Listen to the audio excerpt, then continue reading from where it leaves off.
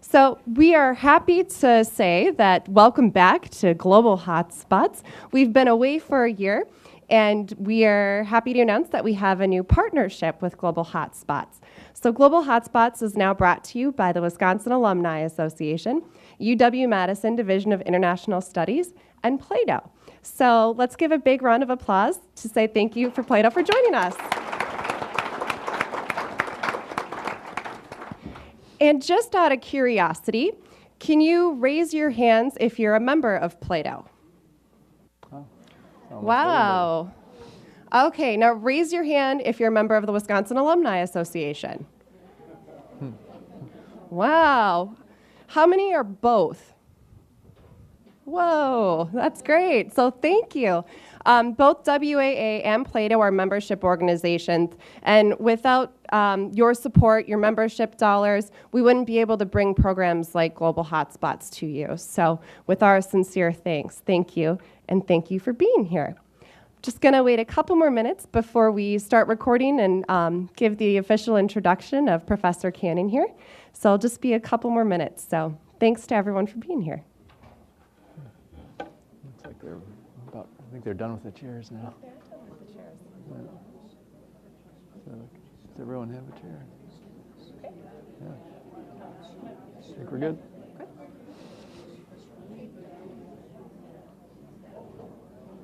Good afternoon. Welcome to Global Hotspots. My name is Kate Preen, and I'm a program manager at the Wisconsin Alumni Association.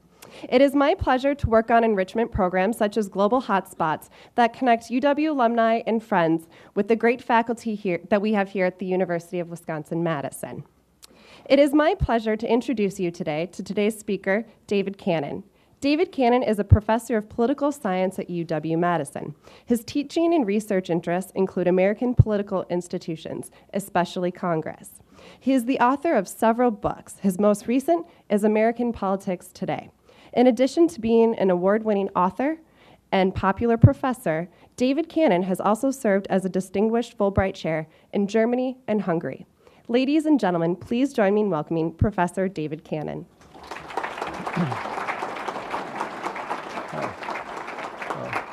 Great. So thanks so much for having me today. It's really great to see such a big audience. And one thing you might have noticed in the sort of advertised title, I made a slight change to the title. The advertised title was "Can Congress Govern? Gridlock, Polarization, and Budget Politics." I thought that was not such a great title because I could have answered it with one word, no, and then we would have been done and I would have left and I wouldn't have been too happy with that. So I figured so for that reason I changed it. And also I thought I would have a little more of a hopeful way to end this, a more positive way to end this, of talking about reforming Congress. Because I've talked about this topic a few times to other community groups and student groups, and one thing that comes up a lot in the Q&A is sort of this question, what can we do to fix this? Does it have to always be this inefficient and the gridlock? Is this just the way it's always going to be? And so I thought I'd end with a couple of ideas about how to reform Congress and maybe get us out of some of this permanent gridlock that we seem to be in right now. So that's just as a way of introduction. Also, in terms of the global hotspot theme, personally I'd never really thought about Congress as a global hotspot, but it really is, though. I think, especially in today's politics, that what happens in Congress is so important for what happens around the rest of the world in terms of global economics, that if the United States were to go into another recession, almost certainly the rest of the world would go into recession as well. And so I think it's very appropriate to be talking about Congress in the context of the global hotspots theme. So I'm going to start with sort of the big picture here in terms of how we got into this mess, and the mess being the shutdown of the government, the threatening to default on the debt, and just this chaos that we sort of suffered through over the last couple of months. And so the big picture starts with our constitutional roots and looking at the form of government that the founders gave us. And indeed, our system of government was designed to be inefficient. The founders intended in our system of checks and balances and separation of powers to create a system in which change would not be very easy to implement, that they wanted to protect against their biggest fear, which is majority tyranny. So the founders were worried that in a majority rule democracy, the danger was the majority could do what it wanted and tyrannize over the minority. And so our intricate system of checks and balances, where power is shared across the three branches of government and across the federal and state levels, was designed to create an inefficient government. And so, to some extent, it shouldn't be a surprise when we have the kind of gridlock that we have right now, although it hasn't always been as bad as it's been recently. And so clearly there's something more than simply the constitutional form of government we have. I think another aspect of this that is consistent with what the founders wanted, but we've kind of lost sight of in recent years, is this notion that conflict and compromise are an essential part of politics. The founders knew that. Indeed, the Constitutional Convention itself was all about conflict and compromise. We wouldn't have had our Constitution if we wouldn't have had significant compromise between the anti-federalist forces and the federalist forces during the founding era. So the founders knew we had to compromise, but somehow today that notion has gotten sort of lost and forgotten about. That now I think we have obviously the conflict in politics, but at least some people, some of our political leaders somehow think that compromise is a dirty word and we shouldn't be compromising our principles. Well, you can't have politics without compromise. So I think it's part of the reason that we have gridlock today. Then the second big reason then is this polarization of partisan politics in Congress that we've seen. This is a figure showing the distribution of members of Congress, the blue are Democrats, the red are Republicans, on a scale that goes from -1 for the extreme liberals to +1 for the extreme conservatives. And these scores, so every member of Congress gets a score on this -1 to +1 scale. And you can see the distribution of members of Congress from the two most recent Congresses. And the significant thing here is there's almost no overlap between the two parties. The Democrats are almost all left of center. The Republicans are almost all right of center. And there's almost no overlap between the two. And so this almost complete separation of the parties in Congress makes it very difficult to get things done because there's no middle.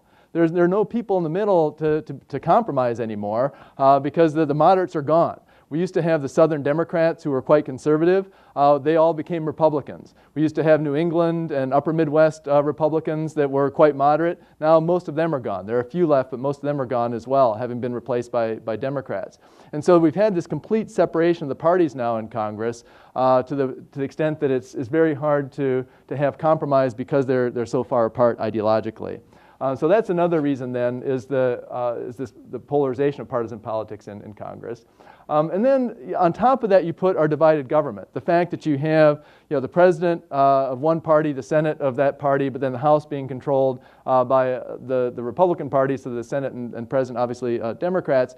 And we have had this divided government more often than not in recent years, where when you have this split control, it accentuates the separation of powers that our government has, which you would never see in a parliamentary system. In a parliamentary system, you're all on the same partisan team, and even if you're in a coalition government, the expectation is the coalition works together to get things done. Well, in our divided government, when we have split control, it means that it's very difficult to get things done unless the parties are willing to compromise. And going back to the point then about how compromise has become a dirty word, makes it so it's hard to get things done.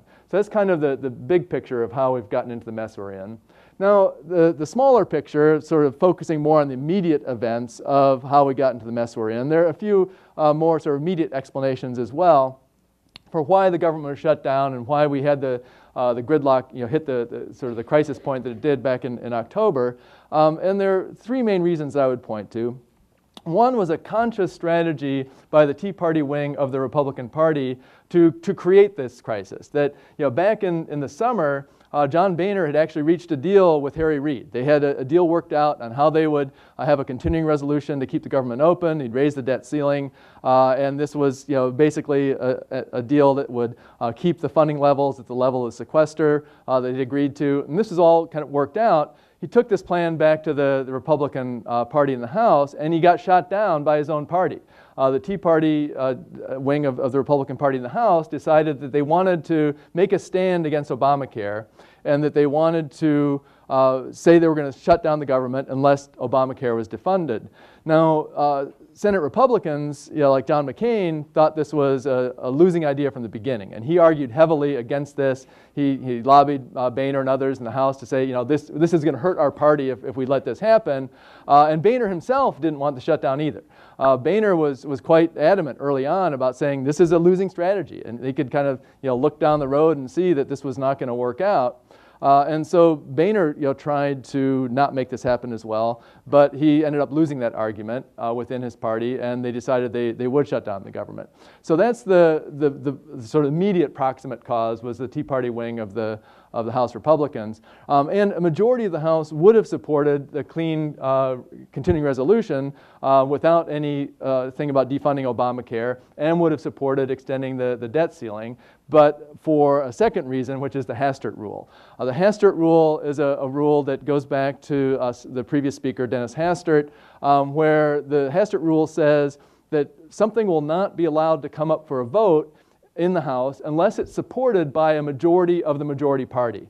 Okay, so it might be supported by a majority of the House of Representatives with, say 20 or 30 Republicans voting with the Democrats, and it would pass, and that's what would have happened in this case if it would have come up for a vote. But if a majority of the majority party is opposed, then under the Hastert Rule, the Speaker won't let it come up for a vote, because they don't want votes coming up that divide the party. That they want to have votes come up that are supported by the majority party, not ones that are basically supported by the Democrats and then by a few more moderate Republicans. And so the Hastert Rule then, which is largely also respected by Boehner, although he has in a few cases allowed things to come up for a vote when they are passed then by Democratic votes and a few Republican votes. So I think there are about 4 exceptions to the Hastert Rule that have been in the last couple of years. But that was also another reason why this ended up not going forward and why we shut down the government. And then finally, the third reason is that President Obama had indicated early on he was not going to negotiate on this. He made it clear that if they are insisting on defunding Obamacare, we're not going to talk to them about defunding Obamacare. It's not going to happen. And he also said that he wouldn't hold hostage the debt ceiling. And we'll talk in a few more minutes about the debt ceiling and how important that is for this whole debate. But he's made it clear that that was not up for negotiation either. Now, he was criticized by Republicans for taking that position, saying that, sort of blaming Obama then for being the cause of this, that he refused to negotiate with them. But his position was this is blackmail, that, if you push me into this corner, that I have to decide on, whether or not we'll let the government default on its debt unless I defund Obamacare, we're just not going to do that. And so the combination of those things then gave us the shutdown that we had in October. Okay, just to back up a step and define a couple key terms. Most of you, I'm sure, are familiar with these ideas. Just wanted to make sure we're all on the same page. We'll be talking about these concepts a little bit more detail in a few minutes. So first of all, the continuing resolution I mentioned, this is something that Congress does pretty routinely in recent years when they haven't been able to pass their budget on time. So Congress is supposed to pass a budget that starts on October 1st. Well, they haven't done that in about 3 years. And so what they typically do is they pass this continuing resolution that keeps the government open at the prior spending levels. And so that's what they were trying to get done this fall as well, and it didn't happen. The sequester then is the automatic cuts to discretionary spending that was agreed upon a couple of years ago as part of the previous debt crisis we had back in 2011.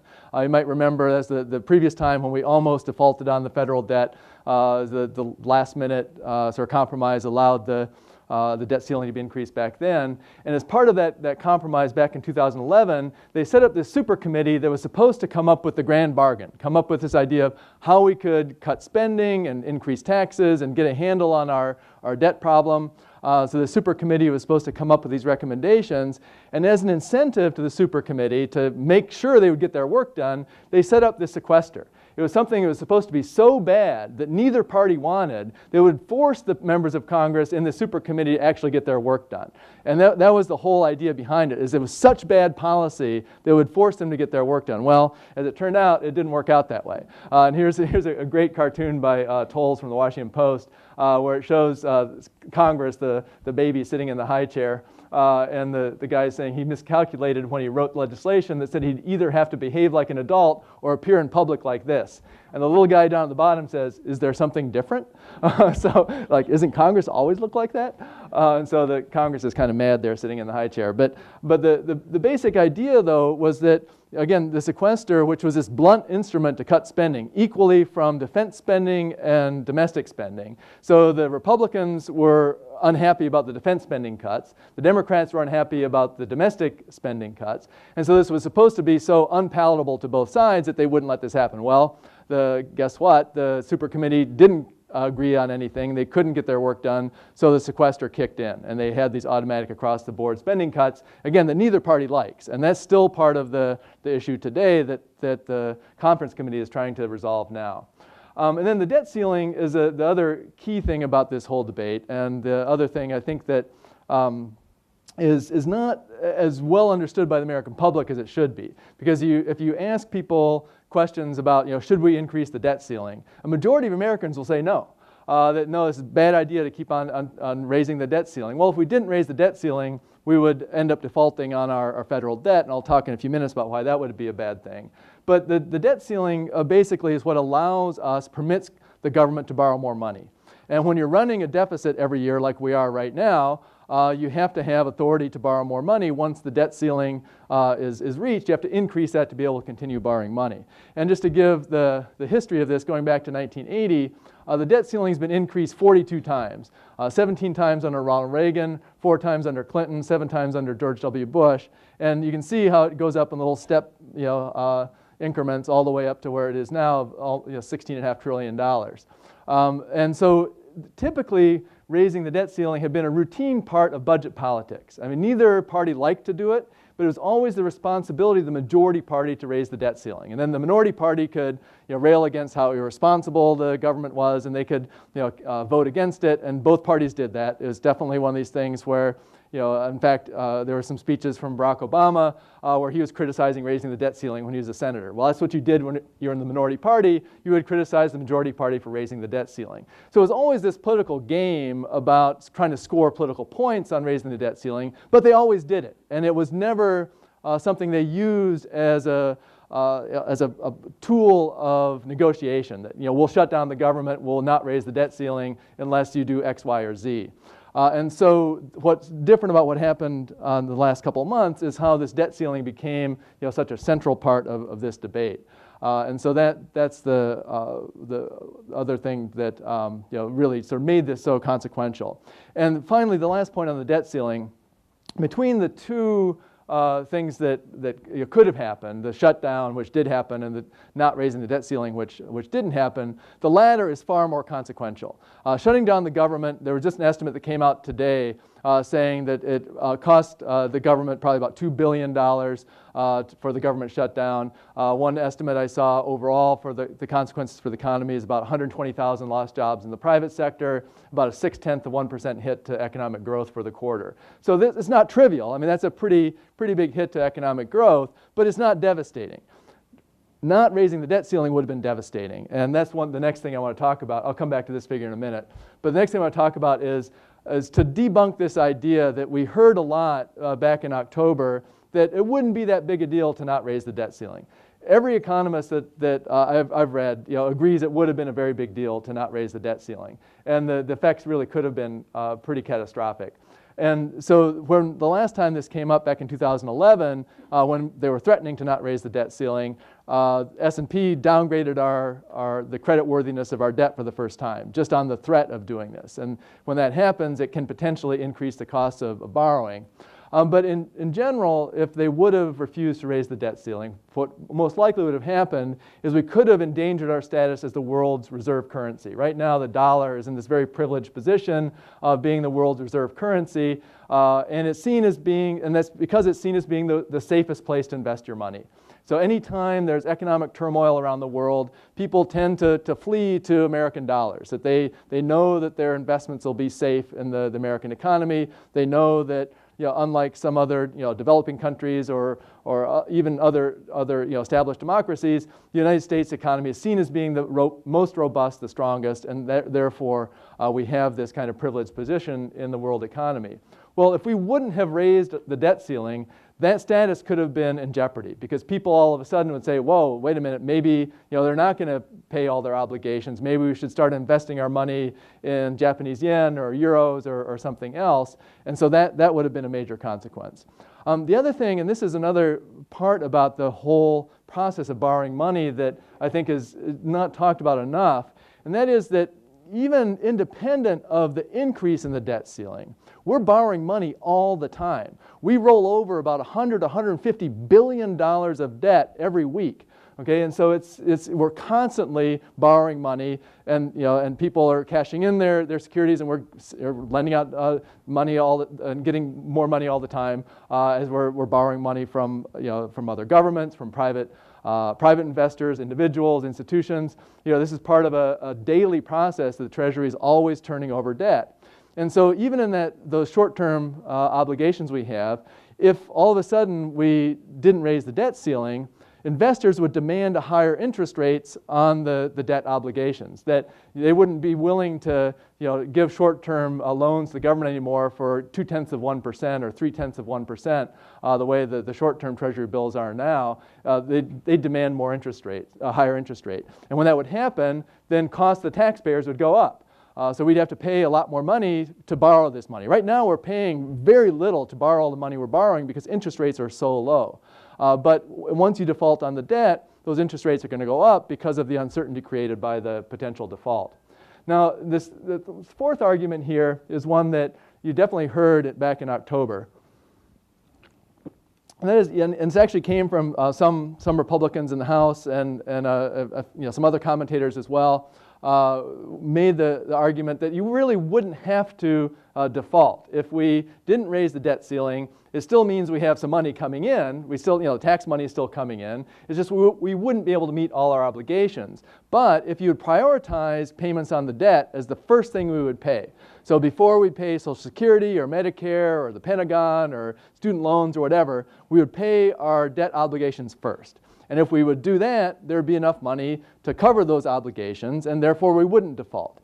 And technically that is true. That, there's no doubt we would have more than enough money from the tax revenue that comes in every week to be able to cover our debt obligations in terms of the interest on the debt that we owe. And so that if we could make it technically work, it would be possible to do that. The problem is there's no system set up to do that right now. The Treasury says that the way they pay their bills when they come due is as they come in, they're paid. And so they just pay them, kind of a first come, first served basis, if you will.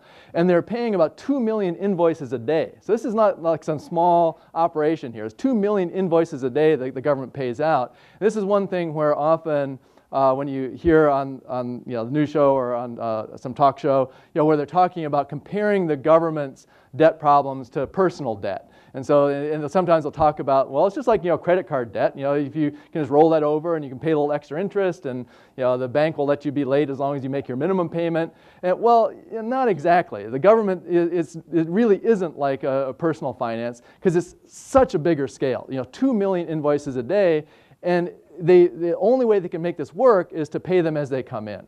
And so the Treasury has said, look, if you're asking us to prioritize, we have no mechanism for doing that. How do we decide? Okay, so let's say we do debt obligations first. Well, what's second then? We're going to pay Medicare second and Social Security third, and then how would you even do that?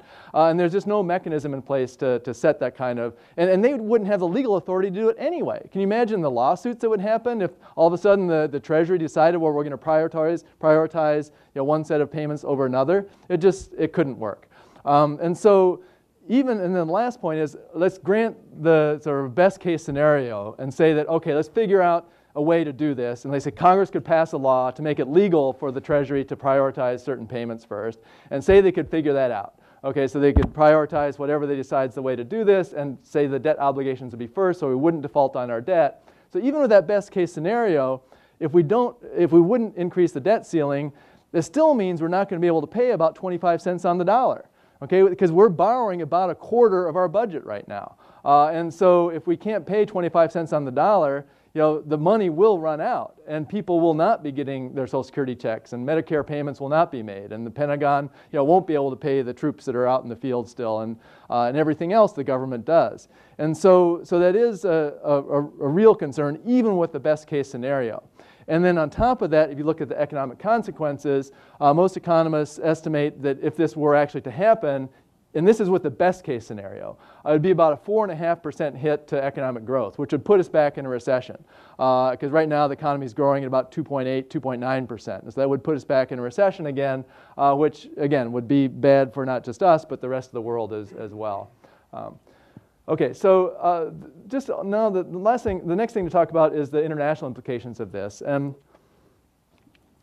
if you were following the international response right after the shutdown, it was basically the combination of the Guardian and this Malaysian paper that described it as bizarre, as it is unpredictable. The Malaysian paper's headline said, "U.S. shutdown leaves the world scratching its head." And that really was, it was just like, what? Why are they doing this? Why are they shutting down the government?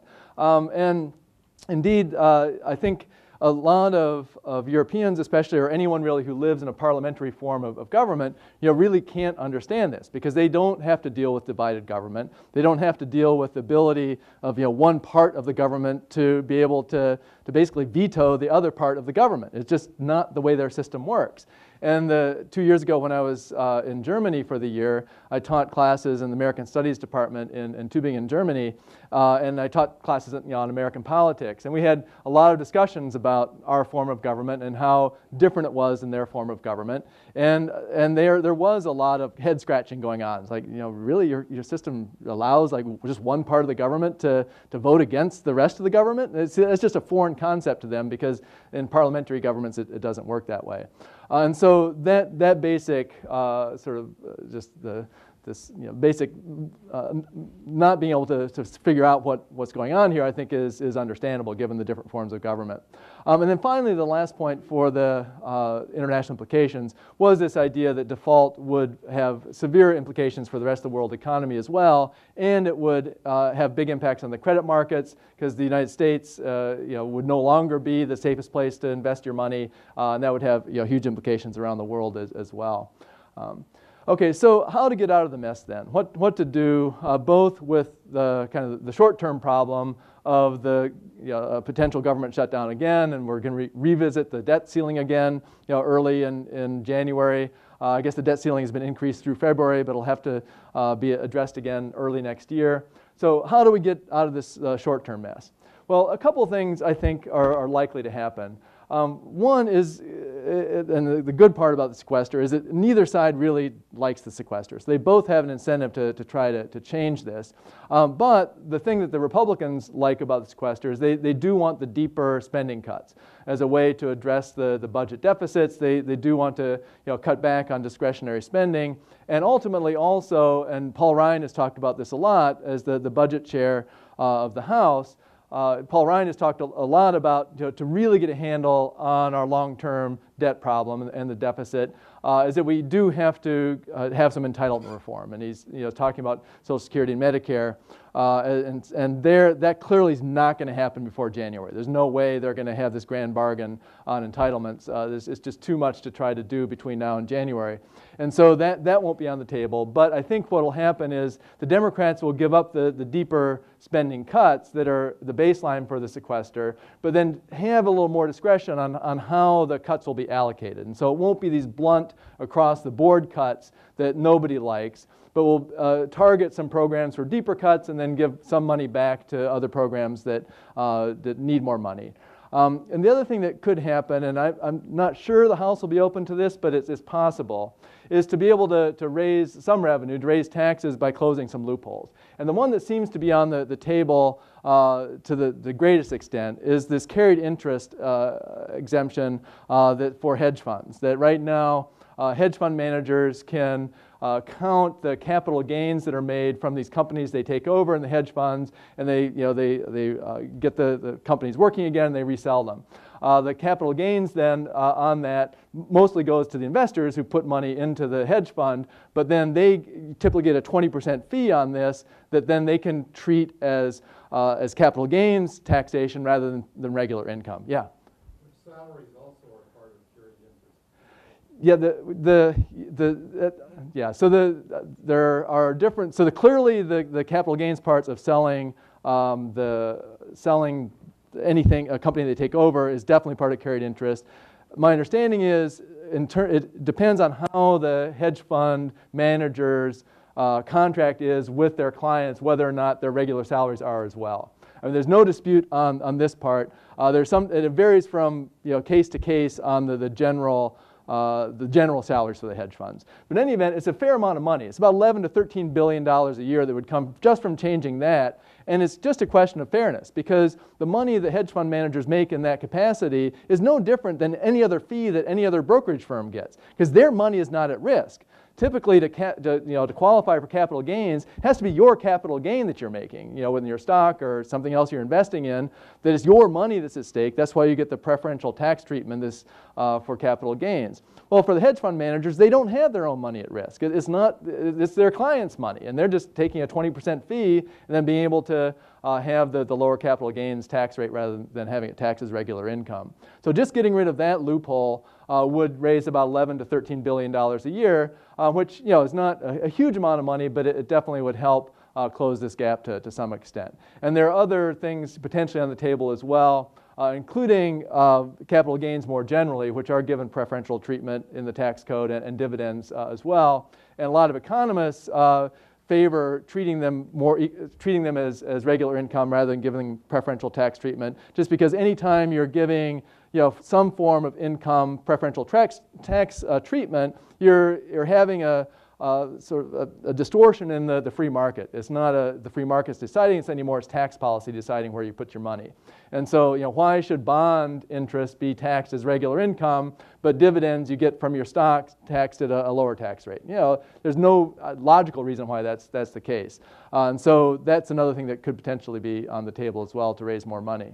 And then the next thing that I hope happens as well, and I'm not as optimistic about this, but I think there's some chance it'll happen, is to take the debt ceiling problem off the table permanently by implementing what's been called the McConnell Reform, because this was the mechanism used back in 2011 when we had the debt ceiling crisis to overcome the problem then, which is basically you give the responsibility of raising the debt ceiling to the president. And it would work like this. Where basically the president, and so anytime you start to run into the debt ceiling, get within $100 billion is what the provision said, within $100 billion of the debt ceiling, the president would be able to raise it. And then he sends that over to Congress. They would have to approve it or disapprove it. If they disapprove it, it would go back to the president, who could veto that disapproval. And the beauty of that then is, in order to not have the debt ceiling be increased, you have to have 2/3 in both houses to override the veto. So it's almost for sure that the president will be able to get 1/3 in the House or the Senate, to back up raising the debt ceiling. So it's pretty much guaranteed that this wouldn't be an issue anymore. And so if this McConnell provision could be made permanent and not just a solution to the 2011 situation, this means the debt ceiling bargaining we had that went on in September would go away. This would no longer be a feature of American politics, and I think it would be a huge relief to the investors around the world and to anyone who's worried about the validity of the long-term validity of the U.S. debt. And so that would be a great thing if they could make that permanent. Again, I'm not entirely optimistic that they will do this, but there's some chance that they will. And then finally, and this is probably the most controversial thing on my list, is that if the worst case scenario does happen, and we are in the situation where we could potentially have to default on our debt if they don't raise the debt ceiling, I would argue that Obama should act unilaterally to raise the debt ceiling by himself. And this is something that's been rejected by the White House. They say that their legal counsel says they wouldn't be able to do that. There are quite a few law professors who've written articles on this saying that they think that he would have the power.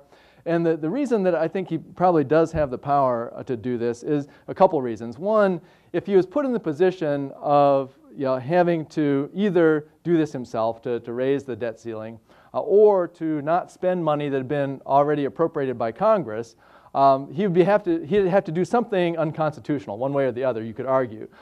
Because raising the debt ceiling by himself, you could argue, is unconstitutional because Congress is supposed to be the institution that does that. On the other hand, if he doesn't spend money that Congress has already appropriated, and won't be able to say, pay for Social Security or Medicare or the Pentagon defense payments or whatever, that also would be a violation of his Article 2 obligation to make sure that all the laws are faithfully executed. So the president takes an oath of office, he says that all the laws will be faithfully executed. Well, if he doesn't actually spend the money that's been appropriated, he'd be breaking that oath because there's not the money to pay for it. What's he supposed to do? So he could say, well, I'm given one unconstitutional option or another. I'm going to pick the one that's least damaging to the country. And that is to raise the debt ceiling so we can pay our debts. If Congress isn't doing its job and is not giving me the money I need to be able to pay all our bills, I'm going to have to take extraordinary means to make sure that I have that.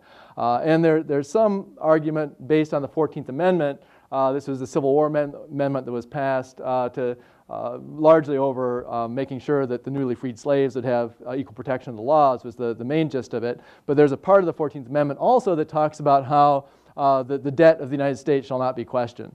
Basically, is to make sure that the Confederate states would pay their war obligations. But there are some constitutional scholars that say that part of the 14th Amendment gives the president the constitutional authority he needs to raise the debt ceiling by himself if he needs to. Now, admittedly, this is a fairly shaky argument, but given two bad alternatives, defaulting on our debt or having the president act unilaterally, I think having the president act would be the better of those two bad scenarios. Okay, so the last thing then is to end with a question of what can be done to reform Congress and how can they ever act more responsibly. Now, these first two are things that sound anti-democratic, and they are to some extent anti-democratic, and so they're not very popular solutions, but they do allow Congress to make tough decisions they otherwise couldn't make. And so this has to do with the idea of trying to weaken the traceability chain. And the traceability chain basically means that you can trace the consequences of a member of Congress doing something to the policy outcome. And if you weaken that chain and make it harder to see the fingerprints of the member of Congress on that decision, you make it easier for them to make those tough decisions. And so to give you one good example of one time when they had a solution like this that did work was a bipartisan commission, which is one form of weakening the traceability chain, to close the military bases that the Pentagon didn't want anymore. So for decades, the Pentagon was trying to get rid of military bases that were unnecessary, that they didn't want and didn't need, and it was wasting their resources. Pentagon would go to Congress, ask them to close these bases, and Congress didn't want to because, of course, the bases are worth thousands of jobs in their districts and they're very popular in their districts, so members of Congress wanted to keep these bases open. And so it's a classic example of Congress wasting taxpayers' money to the extent that it was actually harming national defense, according to the Defense Secretary. So what did they do? Well, they created this bipartisan commission that came up with a recommendation based on what the Pentagon wanted of the bases that would be closed. And they said, okay, these 80 bases are going to be closed around the country, and Congress still has to approve it, but they can't change it. It's just an up or down vote. Either you vote to close them or you don't. And because it was all packaged together in that way, and you couldn't amend it, it made it so Congress actually approved it. Because then they could go back to their constituents and say, hey, look, we did the right thing for the country. Yeah, we did close our base, but there were shared pain here. There were 79 other bases that were closed, and we did the right thing for the country.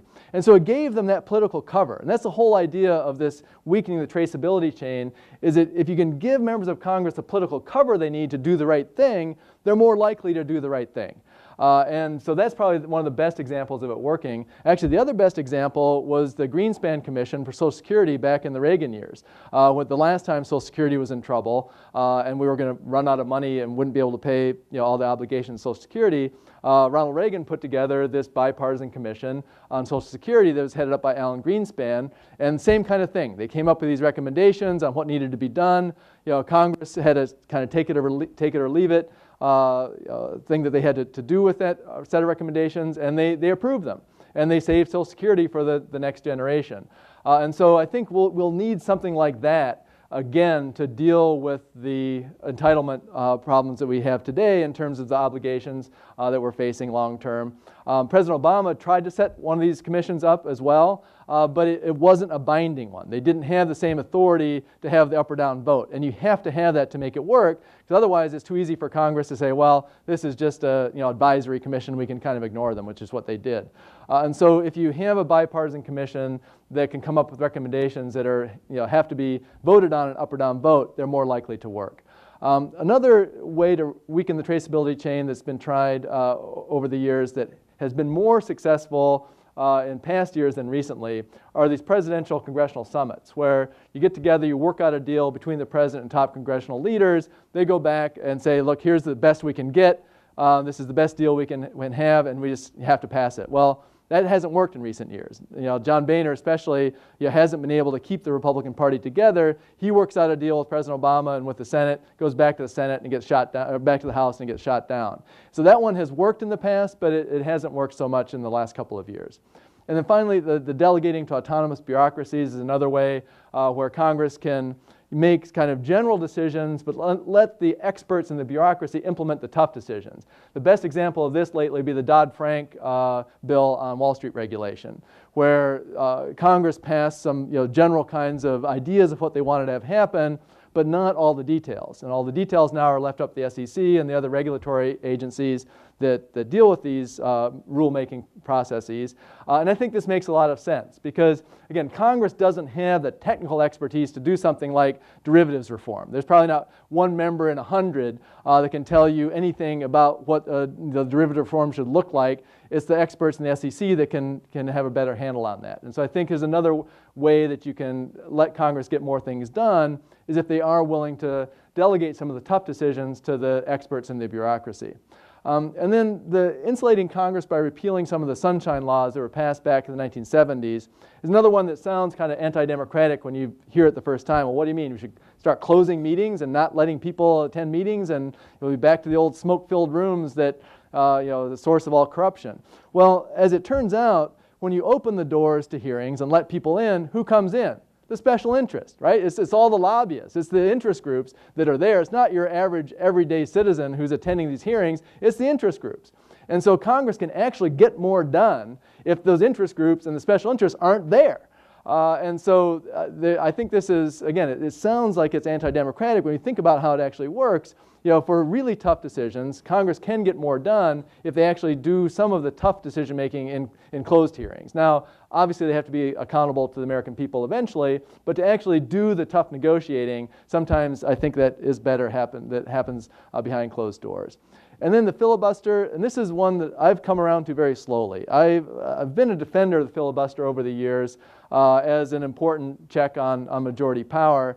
But I think it's been abused lately. The Senate used to only use filibusters in times of really important national debates when there was a lot at stake. And now pretty much anything in the Senate needs 60 votes to pass. To invoke cloture, to stop a filibuster, needs 60 votes. So the Senate has stopped being a majority rule institution. It's now a supermajority institution. And I don't think that's right. I don't think you should need 60 votes to do everything. And that really is a mechanism that clogs up the system quite a bit. And so I think, at least for some issues, to scale that back and maybe make it 55 instead of 60 would help. And then this educating the public about Congress's role, this kind of goes to the idea of how conflict and compromise is a necessary part of politics. That I think people generally recoil from the messiness of politics in Congress, and understandably. I mean, politics is messy. But I think if the public has a better understanding of what Congress actually does, I think they'd be more willing to accept part of the rough and tumble politics that is inherent to the process, and not to expect Congress to just be able to sort of magically wave their hands and to get everything done. And so I think that it's not just about lowering expectations. That might be part of it, but it's also, I think, just about really understanding how Congress operates. Then the last two, and I did want to leave more time for questions. I've gone on a little too long, so I won't talk about these in any detail, and we can come back to them if people have more questions. But redistricting reform, having bipartisan commission for redistricting, something the State Journal has been pushing very hard for our state legislature here over the last couple months to really try to get the state legislature here to have a redistricting commission that will hear what they're talking. In fact, is the Legislative Reference Bureau that would do it. And I think that's an excellent idea that would help cut down on that polarization we see in Congress. Because one reason we're so polarized is we have districts that they're safe for Democrats and they're safe for Republicans. And if you come from one of those districts as a politician, why should you listen to the middle? Your constituents are all to one extreme or the other as well.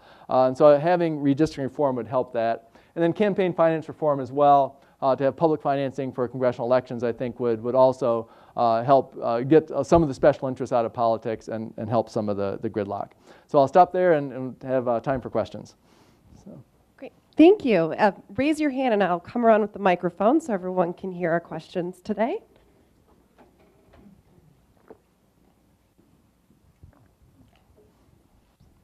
Would you talk a little bit about Citizens United and McCutcheon? Okay, so Citizens United is probably the first question that always comes up in a talk like this. And in fact, I was at a talk at the law school yesterday. A law professor from USC was giving a talk on the Supreme Court, and that was the first question that came up, so Citizens United as well. So it definitely is I think something that people are concerned about. So Citizens United was the Supreme Court decision that basically allowed corporations and labor unions to spend directly in campaigns rather than having to go indirectly through political action committees. And so it gave them First Amendment rights as corporations, as labor unions, for political expression to be able to spend their money directly in campaigns. Personally, I thought that was a real stretch to be able to call corporations individuals and to give them protections under the First Amendment. And also corporations and labor unions already have mechanisms where they can spend money through their political action committees. And so it's not like their speech was being suppressed entirely anyway. They could go through the political action committees. So as a legal matter, I thought it was a fairly thin argument. As a practical matter, though, the consequences have not been nearly as dire as the opponents of the case have argued or thought it was going to be. It actually ended up not being that consequential a decision.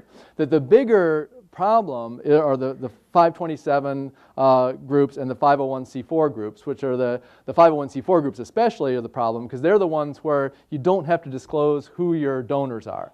And that's got nothing to do with Citizens United. That's just an interpretation of the tax code that has been a loophole that's been exploited over the last several election cycles. That's going on whether or not Citizens United happened at all. So I think those are the bigger problems for campaign finance than Citizens United. I'm not familiar with that case. So it's That's there now before the Supreme Court. Is that on campaign finance? Yes.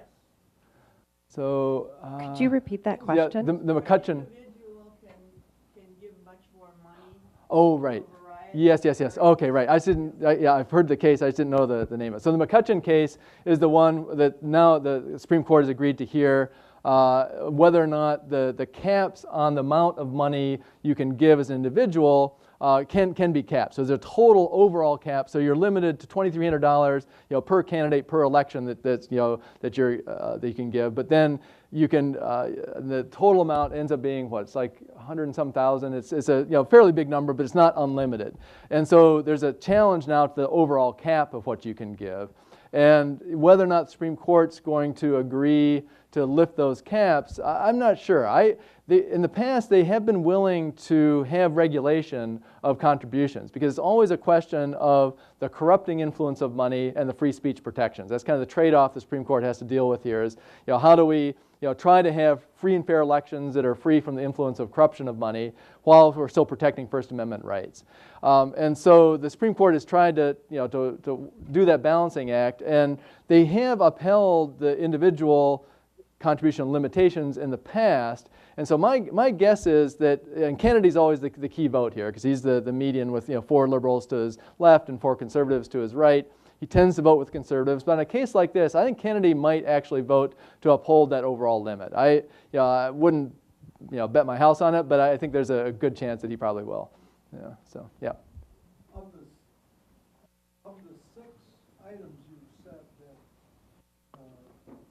possibility for reforming Congress, which one do you think is the most likely possibility? Okay, so we can start with the least likely. That's the last one. Public financing of elections is never going to happen. Never going to happen. I'm sorry. Yeah, the question was of the ideas for reform, which is the one that's most likely to happen? What's the one that's most likely to happen? And I said the one that's not going to happen is this last one. Public financing of elections is never going to happen. I'd say one that already has happened to some extent is the bipartisan redistricting. We've about 5 or 6 states now have it, and I think there is increasing political pressure in other states to adopt the Iowa model, and other, California just did it a few years ago. And so this one, it's something that's decided by the states rather than by Congress. And so it'll be an incremental thing where it'll happen slowly. But I think we will see more and more states going in this direction. 'Cause I think there is a real just revulsion right now among people about how district lines are drawn and the partisan implications of that. So I think that one, I'm fairly optimistic, will become more common.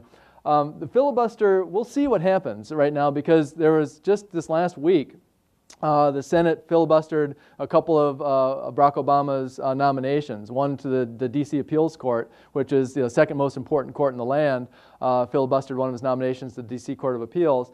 And if they do many more of that, I think Harry Reid's going to finally say, okay, enough's enough, and we're going to, at least for nominations, have 51 votes, not 60. It would be very controversial if he did that, but I think he's getting close to saying we're going to go that route.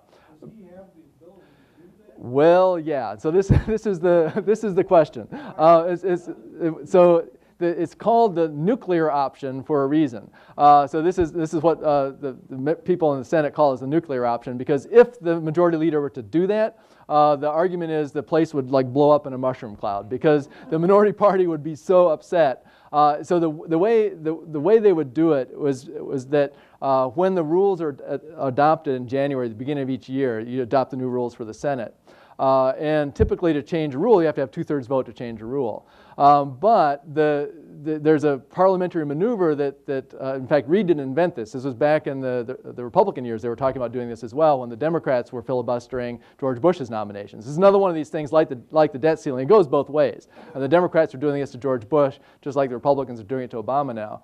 And so I think it was actually back in the Republican years when they came up with this idea to take away the filibuster on nominations.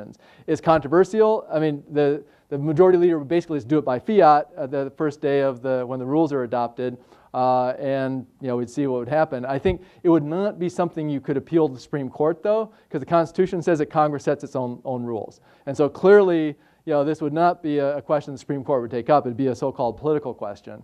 So I think the Senate could do that if they decided to. It would be very controversial. And you think we got gridlock now, we would have serious gridlock if they did this, because the minority party would be beside themselves. Yeah. You postulated that there's gridlock and nothing's getting done. My question is, you showed a graph of the debt. Mm-hmm. And my question is, if there's gridlock, nothing's getting done by our government, both Congress and presidents throughout the period, how did the debt grow from $2 trillion in 1980 to approximately $17 trillion? If nothing's getting done and there's gridlock. Okay, good question. So I would say, did everyone hear that question okay? When they're using the mic, you can hear it all right? Okay, so this is another better way to look at the debt. So the previous one, this is the figure you're talking about, is the debt ceiling, total debt. But this is, I think, a better way to think about the debt, is what is the total debt as a percentage of the size of the economy. Okay, and that's what this graph shows, going back from 1940s at this end. So this is World War II. So we had huge debt during World War II because we had to finance the war through borrowing. Our debt went up to 120% of the total size of the economy.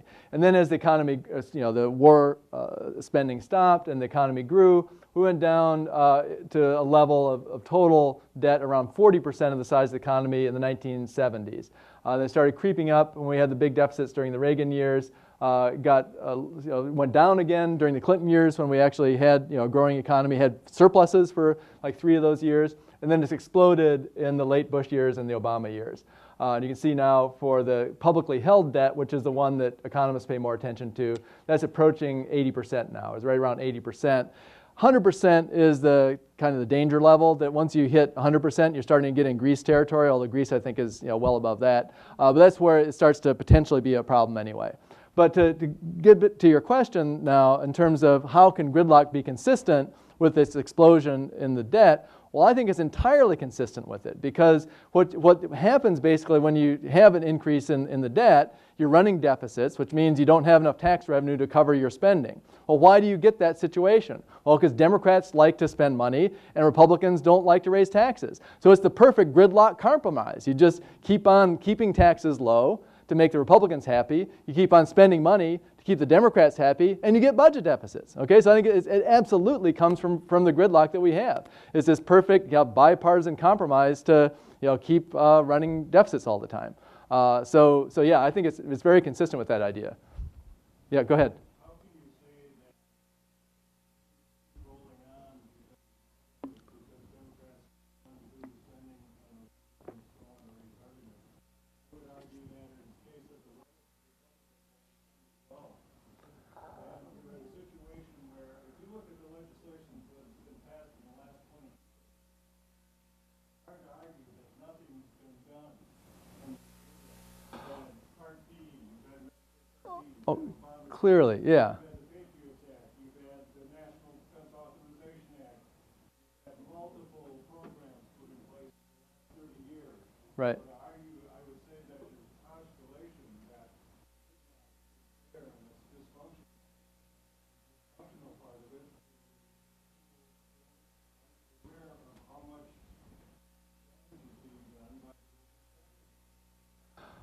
Okay, so on the first point on, do Republicans, want to spend as much as Democrats? I mean, I think in general, it's true that Republicans, when they had the chance, they did have unified government back under George Bush, and they didn't propose balanced budgets back then either. And so to some extent, I think that's right, that Republicans had their chance to balance the budget, and they didn't. So by definition, they must want to spend more than at least than they are willing to raise taxes to pay for it. So that part of it is certainly true.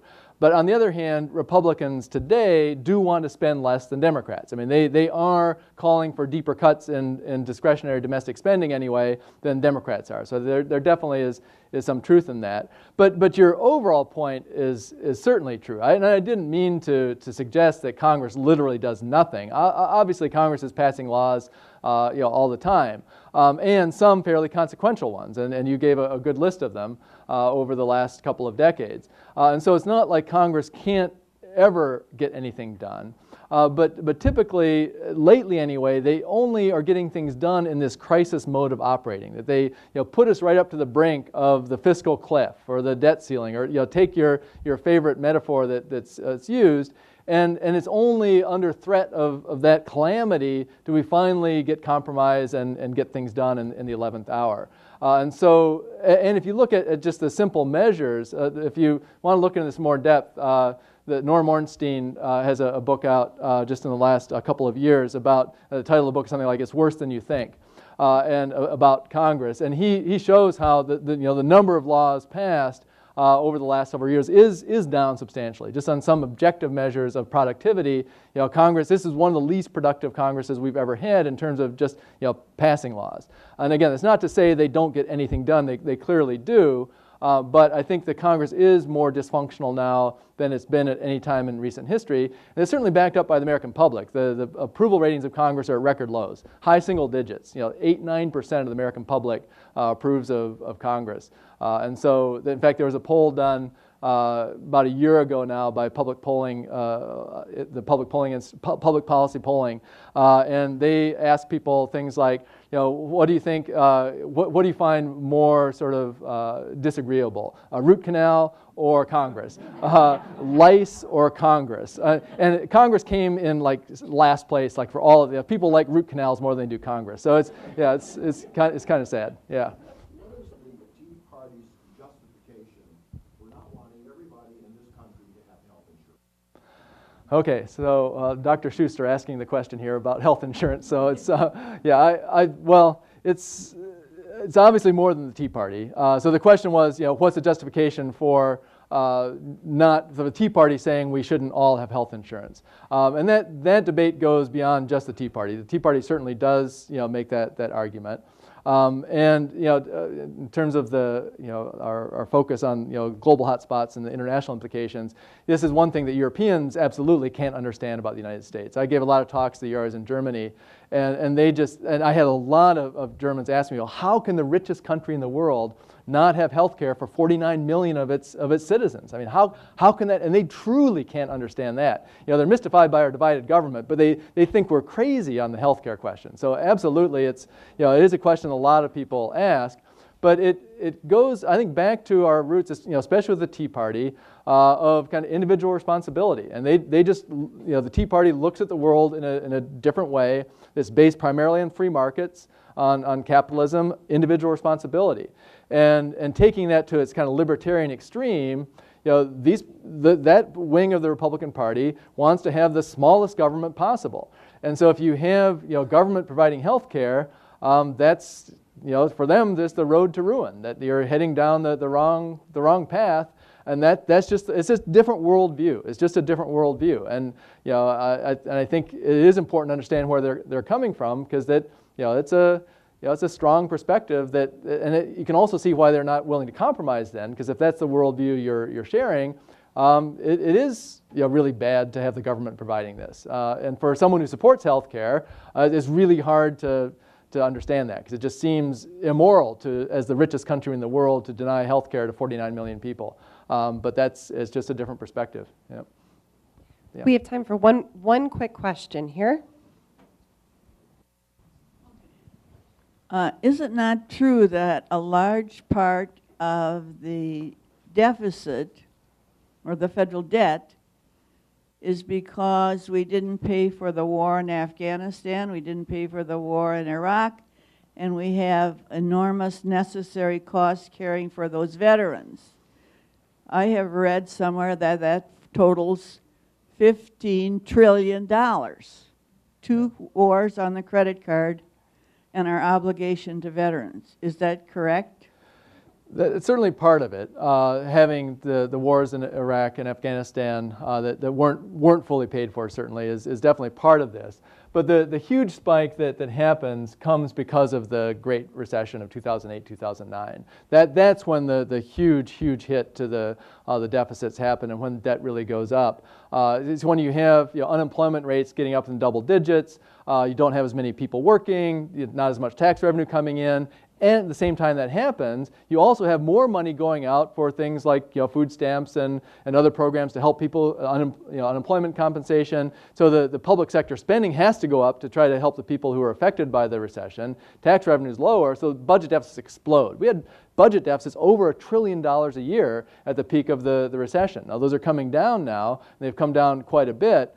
But the bigger impact on this overall picture is the recession of 2008-2009. That's definitely the bigger impact. But the second biggest would be the wars in Iraq and Afghanistan that weren't paid for. That would be the second biggest one. But yeah. So. Great. Thank you, Right. Professor Canon. Okay. Everyone, Thank please you. join me in thanking. All right. Thanks.